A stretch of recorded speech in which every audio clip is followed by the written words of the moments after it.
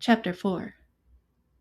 Despite its damage, the corridor of the Hoodoo Tower has the same graceful flow and craftsmanship as the last one.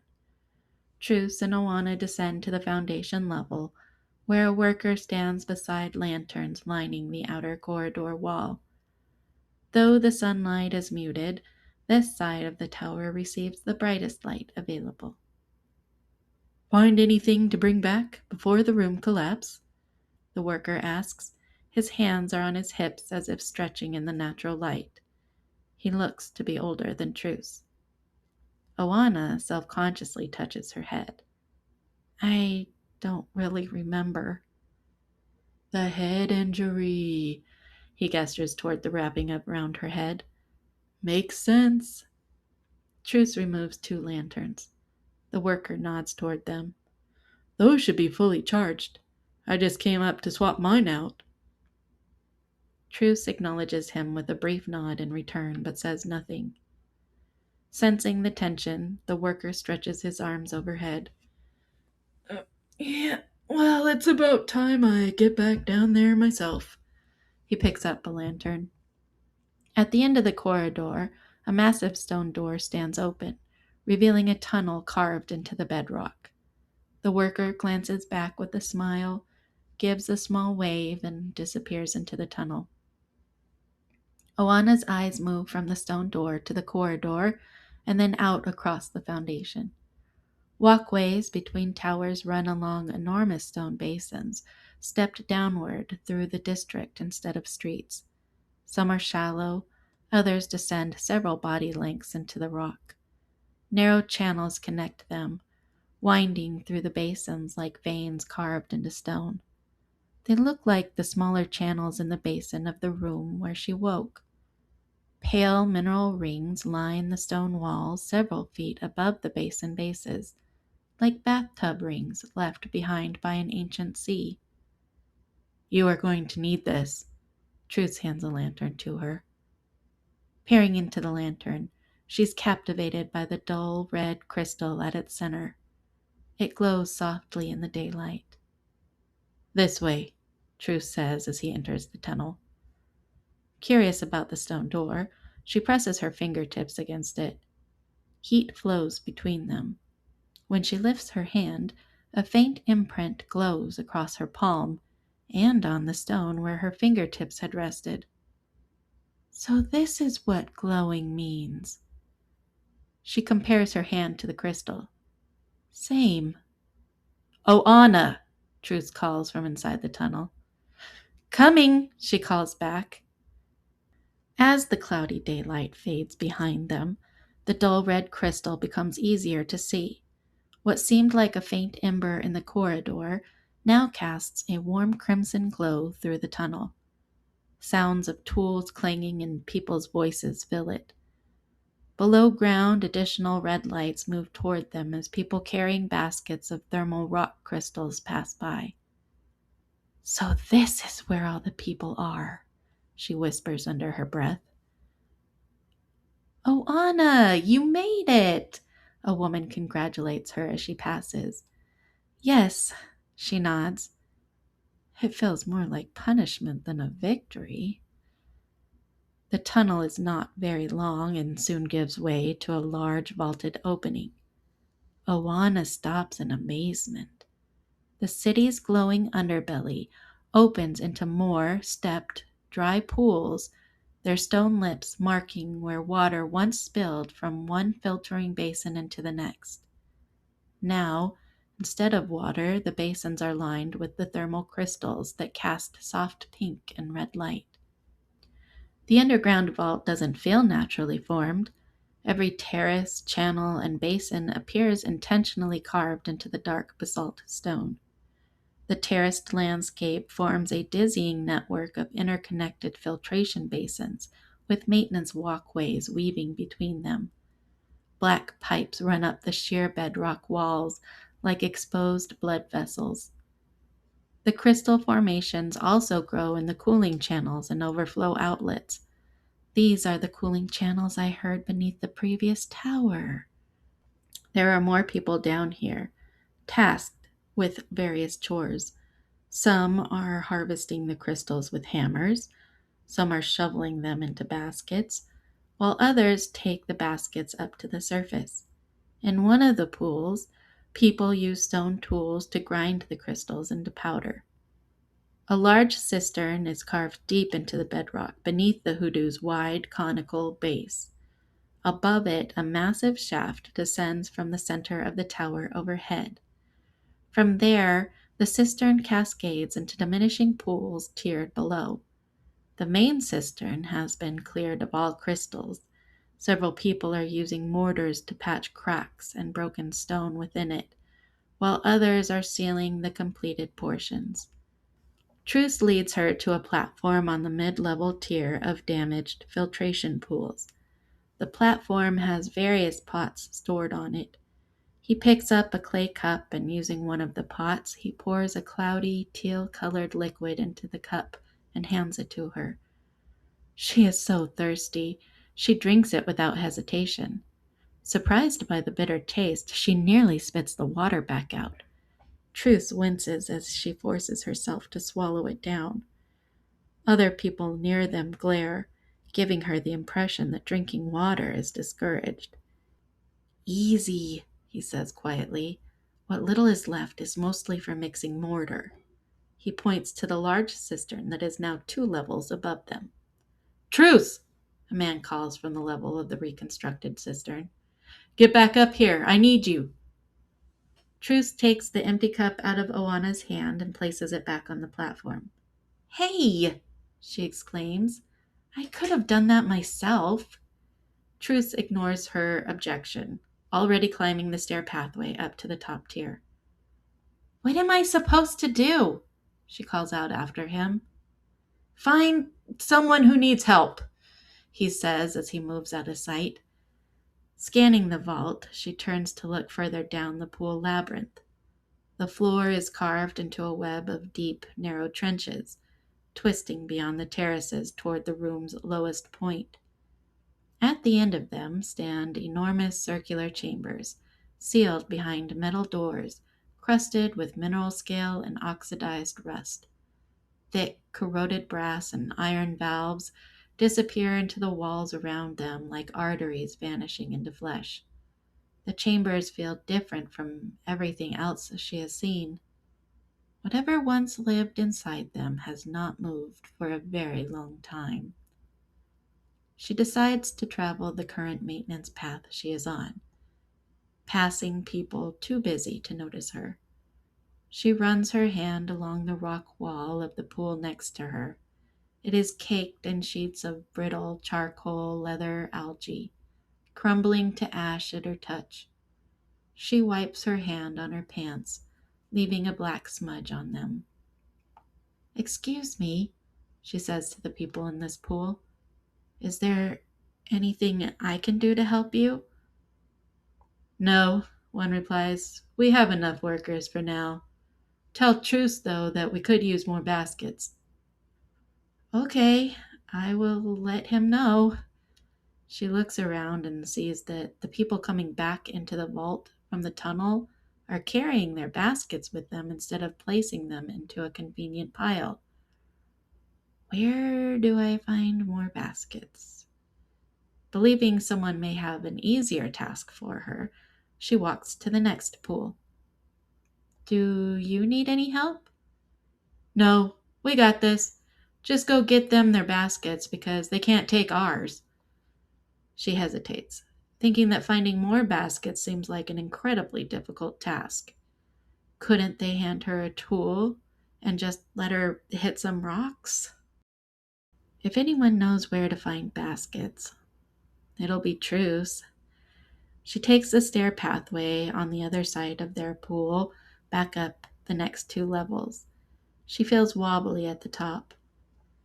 Being back on the main level, she weaves between workers carrying crystals, tools, and supplies, searching for Truce.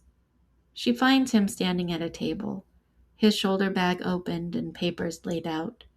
He is pointing to a drawing. This is where we need to block the flow of water to keep it from cascading down into the other pools that are still being gutted. Truce, Oana interjects. He doesn't look up at her. Yeah, just a moment.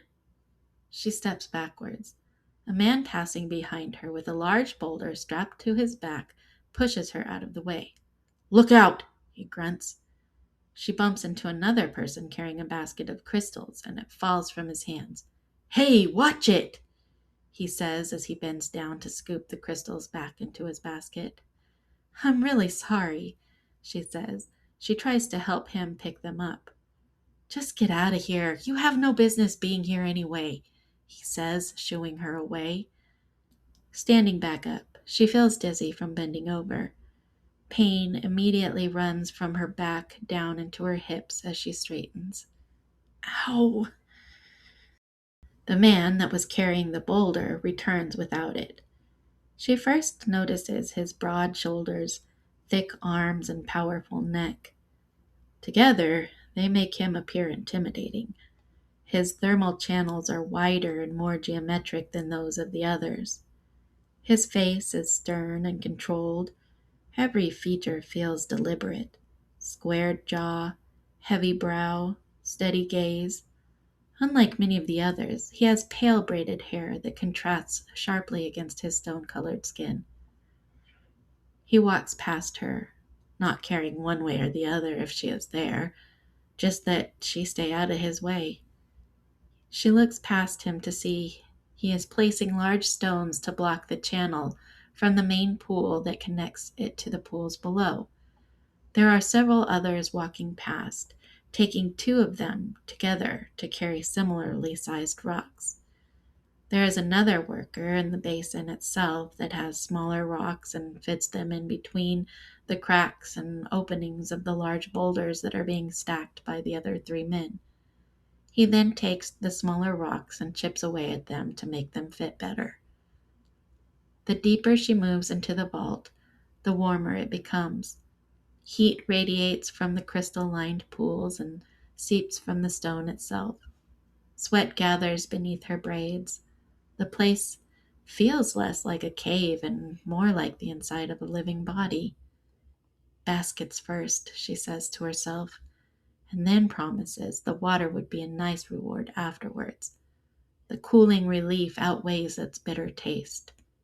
Surely there is enough for everyone to have a cup at the end of the day. She sees that people are bringing down additional building materials from the tunnel and placing it near the opening. Do you know where I can get more baskets? She asks a man that came up through the tunnel. Yeah, some women just brought a few new ones and left them up in the corridor. His dark braided hair erupts into an untamed crown of tangled locks and woven cords. His expression is softer than Truce's, with expressive eyes and a mischievous grin that makes him seem younger than he probably is. Thank you, she says as he nods at her. Come on, I'll show you where they put them. She follows behind him, noticing that his skin carries countless tiny copper flecks instead of the large glowing fractures like the muscular man, creating the appearance of starlight trapped beneath weathered stone. He is more friendly than anyone else she has met so far, as he continually talks about his day while they travel together. So then I told the guy, look, we are all just trying to survive the day. You know what he says? He says, easy for you to say. I said, no, actually, it's hard for me to say because I've been scavenging all morning. Then he agreed and said I was right. Just getting people to laugh or take a deep breath is sometimes the best remedy to a tense situation. Yeah, she nods, even though she had lost track of the story after all the stops he made to greet other workers. He walks faster than she does, and it feels like she has to jog just to keep up with him. At times, she couldn't hear him because he turned his head the opposite direction while talking. Upon exiting the tunnel into the corridor, the air is lighter and doesn't carry the smell of rotted foods or sweaty people. She wants to ask him his name, but wonders if she is supposed to know him. His friendly disposition clearly makes him popular with everyone they pass. Hey, Cully! A woman shouts. She is sorting through the scavenged treasures he and the others brought back. She laughs. Looks like you came back to babysitting duty. Cully scrunches his face at her. Be nice, he mouths. He turns back to Oana and points to the baskets placed in the shallow basin she studied earlier. Here we are, just what you're looking for. How many do you need? Well, they didn't really say. They told me they just needed more baskets. She looks to him, hoping he may know. How about we just load you up? He grabs 3 stacked baskets, handing them to her. He grabs another 4 and stacks them on the 3 she is already holding. Now, some of these are odd-shaped, so you may have to make several trips. He grabs more and stacks them up, putting the crystal lantern in the last one. There you go. That should be good. The baskets weren't heavy, only awkward, stacked so high they blocked much of her vision. Yes, hopefully this should work. You got it all right? He asks. Yes, I'm fine with this. She turns back towards the walkway, balancing baskets and her lantern against her left shoulder into the tunnel opening. This may not be a boulder, but at least I can still lift something. That's the spirit, Cully grins. Hey, I'm going to start loading up some intact pipe sections. If anyone asks for me, tell them I'll be there shortly. Will do, she says. Cully tilts his head. It is an odd word choice, yet it is Oana. Being odd is her specialty. So he shrugs, turning to grab a basket of his own. She almost knocks into someone standing in front of her due to her blind spot, but thankfully misses the woman. Still, she calls out for Oana to watch it. I got it, Oana replies. People sure are defensive here. As the tunnel opens into the vault, she places the baskets down. She looks around for the safest path to take down to the 3rd level. One walkway is open. She makes it a goal to get there quickly. Grabbing hold of the baskets, she cautiously makes her way down a set of stairs, using one foot to feel in front of her. She makes it back to the purification basin that is near the platform of clay pots with water. Relieved, she knows she doesn't have much further to go. She safely places the baskets down next to the pool. Here you go. More baskets. Hey, you finally did something right, a man says.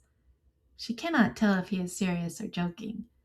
She awkwardly stands, not knowing what to say or do next. Someone comes up behind her and grabs one of the baskets. Another asks for her to bring them one. Once all the baskets have been sorted out, Oana makes her way back to the platform. She picks up the cup and sets it in front of a pot. As she picks up the pot to pour the water, the same ambiguous man comes up behind her and takes the pot from her hand. What are you doing? She asks in surprise. No, more like, what are you doing? I'm just really hot and my head still hurts. I just need a little more. Don't you think we would all love to have a little more water? What do you think all of this is for? He asks angrily. I don't know. Get out of here, he says as he replaces the pot. Cowering out from behind him, she runs up the set of stairs immediately next to the water station. As she processes what happens, she begins fuming, tears welling up in her eyes. She should have said, no, you get out of here. Or, you have no authority over me. She should have stood her ground. She should have pushed back, made herself bigger, made herself dangerous. This always happens. I come up with what I should do afterwards. She cringes that she stood there like a stupid child being scolded. All the mean things people said and did today play on repeat in her mind. She decides that she needs to leave, to get out of here, get out of this place. On the main level, where the primary reservoir sits, she looks for Truce. Does she leave by herself? Does she bother to tell him? What are the rules? Hot tears stream down her cheeks as if her body is spending the last of her water reserves. She wipes her eyes, but the dried algae ash she touched earlier is still on her fingers and stings her left eye. She covers it as someone bumps into her from behind. She stumbles, trying to regain her balance. She continues falling forward in an unfamiliar body, causing her lower half to run in an attempt to catch the top half of her body. As she nears the ground, she crashes hard into a brace support. The brace snaps sideways. For a heartbeat, nothing happens. Then the diversion wall shudders. The stacked boulders shift. Someone yells, "Look out!" The entire structure collapses. The people near it could hear the rocks shifting before the fall, managing to dive out of the way. The muscular guy immediately moves backwards to dodge the falling wall.